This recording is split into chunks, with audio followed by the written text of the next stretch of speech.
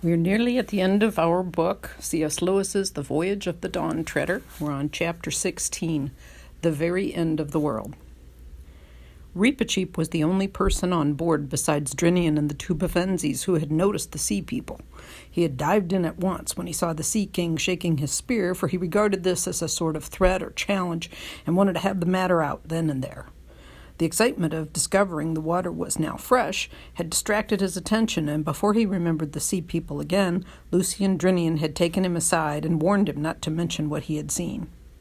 As things turned out, they need hardly have bothered, for by this time the Dawn Treader was gliding over a part of the sea which seemed to be uninhabited. No one except Lucy saw anything more of the people, and even she had only one short glimpse. All morning on the following day they sailed in fairly shallow water, and the bottom was weedy. Just before midday, Lucy saw a large shoal of fishes grazing on the weed. They were all eating steadily and all moving in the same direction. Just like a flock of sheep, thought Lucy. Suddenly she saw a little sea girl of about her own age in the middle of them, a quiet, lonely-looking girl with a sort of crook in her hand.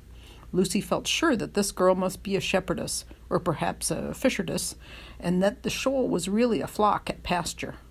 Both the fishes and the girl were quite close to the surface, and just as the girl, gliding in the shallow water, and Lucy, leaning over the bulwark, came opposite to one another, the girl looked up and stared straight into Lucy's face.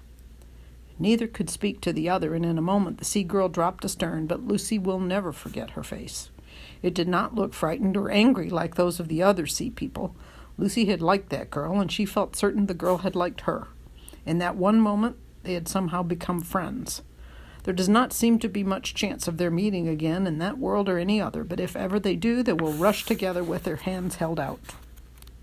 After that, for many days, without winds in her shrouds or foam at her bows, across a waveless sea, the Dawn Treader glided smoothly east. Every day and every hour the light became more brilliant, and still they could bear it. No one ate or slept, and no one wanted to, but they drew buckets of dazzling water from the sea, stronger than wine and somehow wetter, more liquid than ordinary water, and pledged one another silently in deep draughts of it.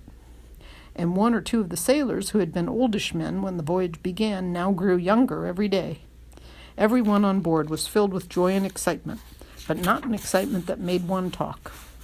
The further they sailed, the less they spoke, and then, almost in a whisper, the stillness of that last sea laid hold on them. "My lord," said Caspian to Drinian one day, "what do you see ahead?" "Sire," said Drinian, "I see whiteness, all along the horizon from north to south, as far as my eyes can reach." "That is what I see, too," said Caspian, "and I cannot imagine what it is." "If we were in higher latitudes, your majesty," said Drinian, "I would say it was ice, but it can't be that, not here. All the same, we'd better get men to the oars and hold the ship back against the current. Whatever the stuff is, we don't want to crash into it at this speed." They did as Drinian said, and so continued to go slower and slower. The whiteness did not get any less mysterious as they approached it. If it was land, it must be a very strange land, for it seemed just as smooth as the water and on the same level with it. When they got very close to it, Drinian put the helm hard over and turned the Dawn Treader south so that she was broadside onto the current, and rowed a little way southward along the edge of the whiteness. In so doing, they accidentally made the important discovery that the current was only about 40 feet wide, and the rest of the sea was still as a pond. This was good news for the crew, who had already begun to think the return journey to Ramandu's land, rowing against stream all the way, would be pretty poor sport. It also explained why the shepherd girl had dropped so quickly astern.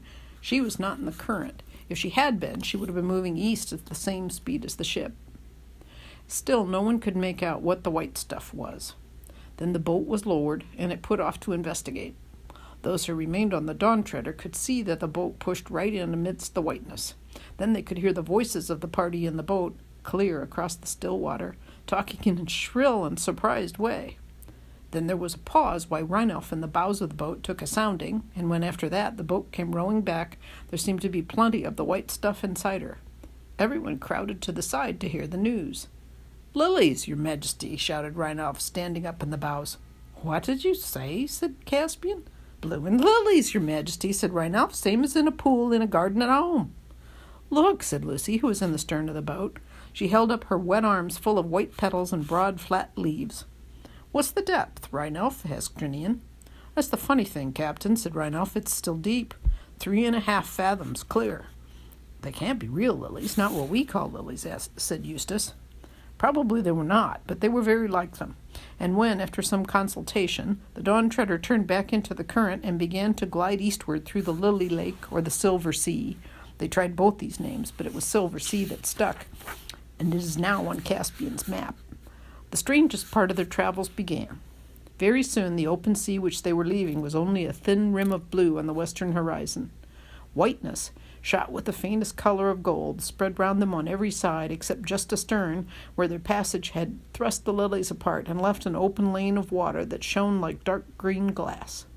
To look at, this last sea was very like the Arctic, and if their eyes had not by now grown strong as eagles, the sun on all that whiteness, especially at early morning when the sun was hugest, would have been unbearable. Every evening the same whiteness made the daylight last longer. There seemed no end to the lilies. Day after day, from all those miles and leagues of flowers, there rose a smell which Lucy found it very hard to describe. Sweet, yes, but not at all sleepy or overpowering. A fresh, wild, lonely smell that seemed to get into your brain and make you feel that you could go up mountains at a run or wrestle with an elephant. She and Caspian said to one another, "I feel that I can't stand much more of this, and yet I don't want it to stop."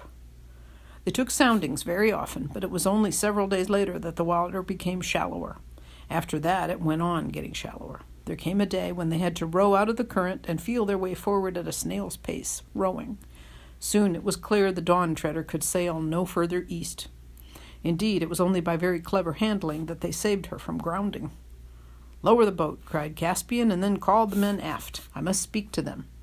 "What's he going to do?" whispered Eustace to Edmund. "There's a queer look in his eyes." "I think we probably all look the same," said Edmund. They joined Caspian on the poop, and soon all the men were crowded together at the foot of the ladder to hear the king's speech. "Friends," said Caspian, "we have now fulfilled the quest on which you embarked. The 7 lords are all accounted for, and as Sir Reepicheep has sworn never to return, when you reach Ramandu's land you will doubtless find the lords Revillion and Argos and Mavramorn awake. To you, my Lord Drinian, I entrust this ship, bidding you sail to Narnia with all the speed you may, and above all not to land on the island of Deathwater. And instruct my regent, the dwarf Trumpkin, to give to all these, my shipmates, the rewards I promised them. They have been earned well, and if I come not again, it is my will that the regent and Master Cornelius and Truffle Hunter the Badger and the Lord Drinian choose the king of Narnia with the consent—" "But, sire," interrupted Drinian, "are you abdicating?" "I'm going with Reepicheep to see the world's end," said Caspian. A low murmur of dismay ran through the sailors. "We will take the boat," said Caspian. "You will have no need of it in these gentle seas, and you must build a new one in Ramandu's island. And now—" "Caspian," said Edmund suddenly and sternly, "you can't do this." "Oh, certainly," said Reepicheep. "His Majesty cannot." "No, indeed," said Drinian. "Can't?" said Caspian sharply, looking for a moment not unlike his uncle Miraz. "Begging your Majesty's pardon," said Rhinoff from the deck below, "but if one of us did the same, it would be called deserting." "You presume too much on your long service, Rhinoff," said Caspian. "No, sire, he's perfectly right," said Drinian. "By the mane of Aslan," said Caspian, "I had thought you were all my subjects here, not my schoolmasters." "I'm not," said Edmund, "and I say you cannot do this." "Can't again," said Caspian. "What do you mean?" "If it please your Majesty, we mean shall not," said Reepicheep with a very low bow. "You are the king of Narnia. You break faith with all your subjects, and especially with Trumpkin, if you do not return. You shall not please yourself with adventures as if you were a private person. And if your Majesty will not hear reason, it will be the truest loyalty of every man on board to follow me in disarming and binding you till you come to your senses." "Quite right," said Edmund, "like they did with Ulysses when he wanted to go near the sirens." Caspian's hand had gone to his sword hilt when Lucy said, "And you've almost promised Ramandu's daughter to go back." Caspian paused. "Well, yes, there's that," he said. He stood irresolute for a moment, and then shouted out to the ship in general, "Well, have your way. The quest is ended. We all return. Get the boat up again." "Sire," said Reepicheep, "we do not all return. As I explained before—" "Silence!" thundered Caspian. "I've been lessoned, but I'll not be baited. Will no one silence that mouse?" "Your Majesty promised," said Reepicheep, "to be good lord to the talking beasts of Narnia." Talking beasts, yes, said Caspian. I said nothing about beasts that never stop talking. And he flung down the ladder in a temper and went into his cabin, slamming the door. But when the others rejoined him a little later, they found him changed. He was white, and there were tears in his eyes. It's no good, he said. I might as well have behaved decently for all the good I did with my temper and swagger. Aslan has spoken to me. No, I don't mean he was actually here. He wouldn't fit in the cabin, for one thing. But that gold lion's head on the wall came to life and spoke to me. It was terrible, his eyes. Not that he was at all rough with me, only a bit stern at first, but it was terrible all the same. And he said, oh, I can't bear it. The worst thing he could have said. You're to go on, Reep and Edmund and Lucy and Eustace, and I'm to go back, alone, and at once. And what is the good of anything? Caspian, dear, said Lucy, you knew we'd have to go back to our own world sooner or later. Yes, said Caspian with a sob, but this is sooner. You'll feel better when you get back to Ramondo's land, said Lucy. He cheered up a little later on, but it was a grievous parting on both sides, and I will not dwell on it. About 2:00 in the afternoon, well victualled and watered, though they thought they would need neither food nor drink, and with Reepicheep's coracle on board, the boat pulled away from the Dawn Treader to row through the endless carpet of lilies. The Dawn Treader flew all her flags and hung out her shields to honor their departure. Tall and big and homelike, she looked from their low position with the lilies all round them, and even before she was out of sight, they saw her turn and begin rowing slowly westward. Yet, though Lucy shed a few tears, she could not feel it as much as she might have expected. The light, the silence, the tingling smell of the silver sea, even in some odd way, the loneliness itself, were too exciting. There was no need to row, for the current drifted them steadily to the east. None of them slept nor ate. All that night and all next day they glided eastward, and when the third day dawned, with a brightness you or I could not bear, even if we had dark glasses on, they saw a wonder ahead. It was as if a wall stood up between them and the sky, a greenish-gray, trembling, shimmering wall. Then up came the sun, and at its first rising they saw it through the wall, and it turned into wonderful rainbow colors. Then they knew that the wall was really a long, tall wave, a wave endlessly fixed in one place, as you may often see at the edge of a waterfall. It seemed to be about 30 feet high, and the current was gliding them swiftly towards it. You might have supposed they would have thought of their danger. They didn't. I don't think anyone could have in that position, for now they saw something not only behind the wave, but behind the sun. They could not have seen even the sun, if their eyes had not been strengthened by the water of the last sea. But now they could look at the rising sun and see it clearly, and see things beyond it. What they saw, eastward, beyond the sun, was a range of mountains. It was so high that either they never saw the top of it, or they forgot it.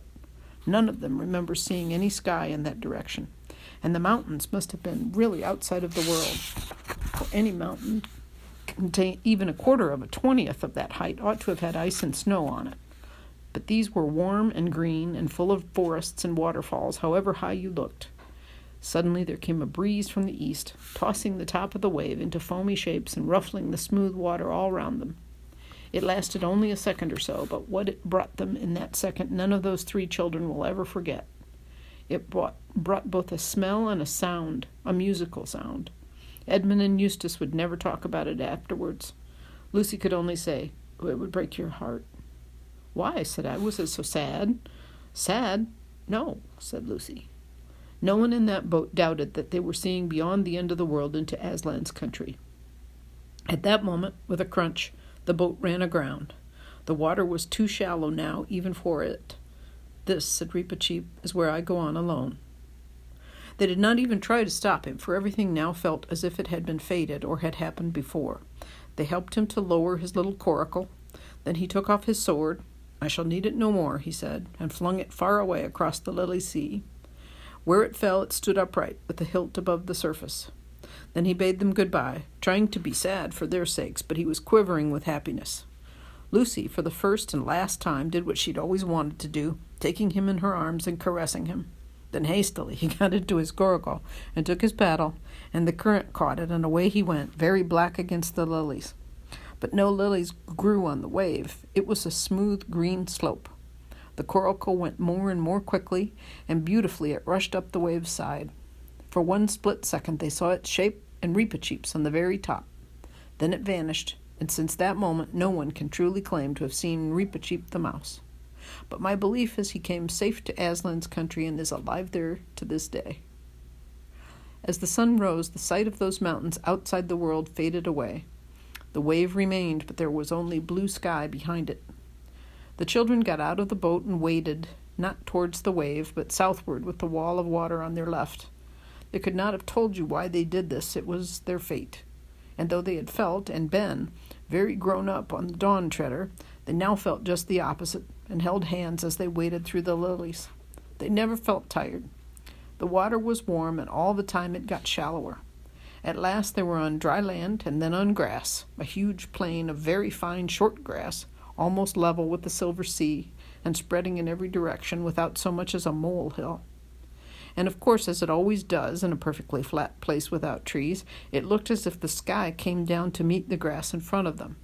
But as they went on, they got the strangest impression that here, at last, the sky really did come down and join the earth. A blue wall, very bright, but real and solid, more like glass than anything else. And soon they were quite sure of it. It was very near now. But between them and the foot of the sky, there was something so white on the green grass that even with their eagle's eyes they could hardly look at it. They came on and saw it was a lamb. "Come and have breakfast," said the lamb in its sweet milky voice. Then they noticed for the first time that there was a fire lit on the grass and fish roasting on it. They sat down and ate the fish, hungry now for the first time for many days, and it was the most delicious food they'd ever tasted. "Please, lamb," said Lucy, "is this the way to Aslan's country?" "Not for you," said the lamb. "For you the door into Aslan's country is from your own world." "What?" said Edmund. "Is there a way into Aslan's country from our world too?" "There is a way into my country from all the worlds," said the lamb. But as he spoke, his snowy white flushed into tawny gold, and his size changed, and he was Aslan himself, towering above them and scattering light from his mane. "Oh, Aslan," said Lucy, "will you tell us how to get into your country from our world?" "I shall be telling you all the time," said Aslan, "but I will not tell you how long or short the way will be, only that it lies across a river. But do not fear that, for I am the great bridge builder. And now come, I will open the door in the sky and send you to your own land." "Please, Aslan," said Lucy, "before we go, will you tell us when we can come back to Narnia again? Please. And oh, do make it soon." "Dearest," said Aslan very gently, "you and your brother will never come back to Narnia." "Oh, Aslan," said Edmund and Lucy both together in despairing voices. "You are too old, children," said Aslan, "and you must begin to come close to your own world now." "It isn't Narnia, you know," sobbed Lucy. "It's you. We shan't meet you there, and how can we live, never meeting you?" "But you shall meet me, dear one," said Aslan. Are you there too, sir?" said Edmund. "I am," said Aslan, "but there I have another name. You must learn to know me by that name. This was the very reason why you were brought to Narnia, that by knowing me here for a little, you may know me better there." "And is Eustace never to come back here either?" said Lucy. "Child," said Aslan, "do you really need to know that? Come, I'm opening the door in the sky." Then all in one moment there was a rending of the blue wall, like a curtain being torn, and a terrible white light from beyond the sky, and the feel of Aslan's mane and a lion's kiss on their foreheads, and then the back bedroom in Aunt Alberta's home at Cambridge. Only two more things need to be told. One is that Caspian and his men all came safely back to Ramandu's island, and the three lords woke from their sleep. Caspian married Ramandu's daughter, and they all reached Narnia in the end. She became a great queen and the mother and grandmother of great kings. The other is that back in our own world, everyone soon started saying how Eustace had improved, and how you'd never know him for the same boy. Everyone except Aunt Alberta, who said he'd become very commonplace and tiresome, and it must have been the influence of those Pevensie children. And that is the end of the Dawn Treader.